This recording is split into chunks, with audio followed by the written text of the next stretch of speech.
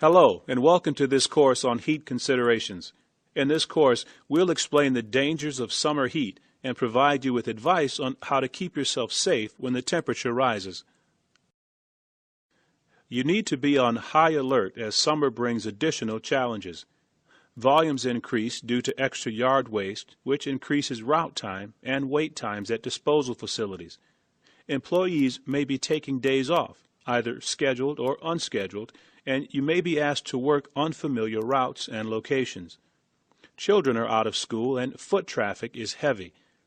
Traffic will also increase as the roads fill with vacationers, and extra caution must be used as these travelers may be unfamiliar with the roads and more prone to unexpected maneuvers.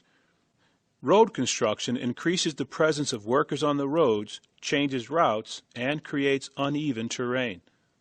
Your personal outdoor activities in which you participate outside of work can leave you less rested and may impact your nutrition. Those are all risks summer brings, but the biggest risk is the heat. Heat illness can be a matter of life and death. Working in a hot environment lowers a person's mental alertness and physical performance. When your body is unable to cool itself through sweating, serious heat illness may occur. It's not just the temperature, but the change in temperature and the humidity that can lead to illness. Your body will have more trouble adjusting to a rise in temperature from 70 to 80 degrees than it will working in consistently high temperatures in the 90s. It takes your body about 10 days to get acclimated to the increase in temperature. Be especially careful during the months of April and July, because temperatures tend to increase significantly and rapidly. Working in the heat puts an extra strain on your body. Air temp, humidity, direct sunlight exposure, radiant heat sources, and clothing all affect the way your body responds to the weather. Danger increases as the severity of the exposure increases. Also, the progression from mild conditions like heat cramps to more severe conditions like heat stroke can be relatively quick if you fail to notice the symptoms and don't receive first aid or proper medical attention. If you're working alone, stay in contact with your supervisor and other employees who are working in your area.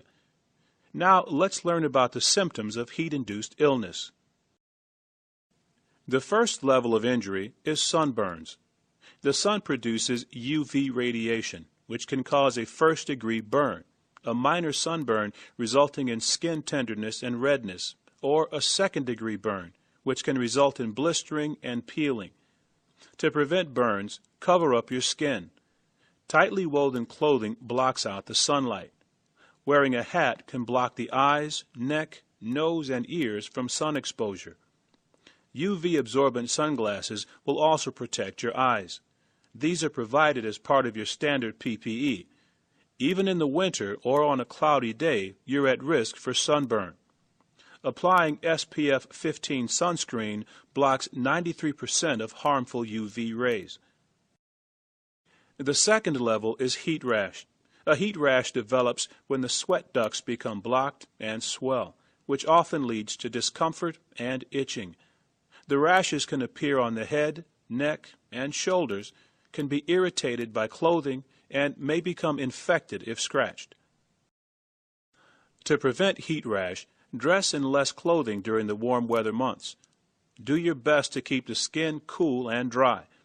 Avoid using ointments and lotion because they could irritate the rash and prolong the healing process. The third level of heat considerations is heat cramps, painful muscle spasms that occur involuntarily while working in hot environments. Cramps are normally caused by excessive sweating and not taking steps to replace the body's electrolytes. In order to prevent heat cramps, remember water, rest, shade. Rest in a cool place and drink fluids with electrolytes, such as sports drinks that contain proper amounts of dietary salt. During your breaks, rest in a cool place and allow your body to relax. If you suffer from cramping due to heat, you need to stop and rest. Wait a few hours before returning to strenuous work and get medical attention if cramps persist or you experience nausea. This may be a sign that you need an IV for rehydration. Alert your supervisor as soon as you can. Level 4 is heat exhaustion. This occurs when a large amount of body fluid has been lost through excessive sweating and/or the loss of salt. The result is a mild form of shock, and if not treated, may lead to heat stroke. Symptoms of heat exhaustion include skin moistness or clamminess and pale or flushed complexion. It's important to note that body temperature may stay close to normal. Additional symptoms are headache, dizziness, confusion, weakness, nausea or vomiting, mood changes and irritability, and fainting. Employees who become dizzy, feel faint, or show signs of confusion or weakness may fall, trip, or become disoriented and injure themselves in other ways. If you're with someone experiencing these symptoms, get them to a safe, cool place as soon as possible.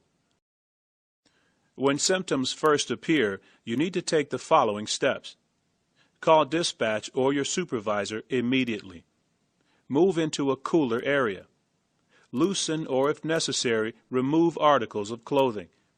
Apply wet towels to the head, back of neck, and behind the knees. Drink small amounts of water at first. If this does not induce vomiting, increase water consumption. If symptoms worsen, professional medical attention may be needed. Call 911. The most serious form of heat-related illness is heat stroke, which happens when the body becomes unable to regulate its core temperature. Sweating stops and the body can no longer rid itself of excess heat. Body temperature will rise too high if the body isn't cooled immediately. Ultimately, this excessively high body temperature can result in brain damage or death. Signs and symptoms of heat stroke include red, hot, and dry skin that resembles a sunburn, body temperature around 105 degrees, throbbing headache, mood changes, including confusion and irritability, rapid or weak pulse, rapid, shallow breathing, nausea and vomiting, fainting, and seizures. Heat stroke requires critical care, so call 911 immediately. While waiting for medical care to arrive, take them to a cool, shady area. Loosen or remove clothing as needed. Fan air and apply cold packs or ice to their body, especially to the armpits. Wet them with cool water and provide fluids, preferably water, as soon as possible. Stay with the employee until help arrives. Don't wait for the symptoms to clear up. Contact your supervisor if you or your buddy is showing any indication of heat-related illness. Some individuals will be at a higher risk of heat-related illness. Check with your doctor, nurse, or pharmacy to see if any medications you're taking can affect you while working in hot environments. Let them know about your job and your working environment. If you have had heat-induced illness in the past, you're at risk of experiencing these issues again. Notify your supervisor if this is the case. You should notify your supervisor if your medications make you vulnerable to heat-related issues as well. In any case, learn the methods of prevention and practice them daily. Let's go over the preventative measures you can take. It usually takes about 10 days to adjust to the heat. Be especially watchful of temporary workers and newly hired personnel who may not be adjusted to the heat. Wear lightweight, light-colored clothing, a light hat, sunglasses, and sunscreen. Prepare each day for the next day. This means considering how off-work activities like eating and drinking will affect the upcoming workday and making proper decisions. Avoid drinking caffeinated beverages and alcohol, as these will dehydrate you. If you don't start the day fully hydrated, you won't be able to catch up once you're working. Over the course of a week, this lack of hydration will accumulate. Keep up on your fluid consumption. During the workday, eat small meals and snacks that are lightly salted. Drink 5 to 7 ounces of fluids like water or a sports drink every 15 to 20 minutes. Don't wait until you're thirsty to hydrate. Monitor your urine color to assess your hydration level. Dark-colored urine is a sign of dehydration. Every location has a summer safety plan, which includes supporting you with the right PPE, water, and air conditioning in equipment and vehicles where applicable. We also have a 101 Days of Summer poster, which is used to track the incidents that occurred during the 101 days between Memorial Day and Labor Day.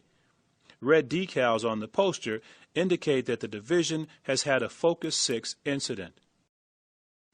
You can prepare for and prevent heat-related illness. Make sure that you're familiar with the different types of heat-related illnesses and injuries, as well as their prevention techniques and appropriate first aid responses. Know that heat can easily tire and fatigue you, resulting in an increased risk of an accident. Take the proper precautions, get plenty of rest, stay hydrated, and allow yourself to acclimate to the weather. Thanks for your time and attention. Remember to think, choose, live safety.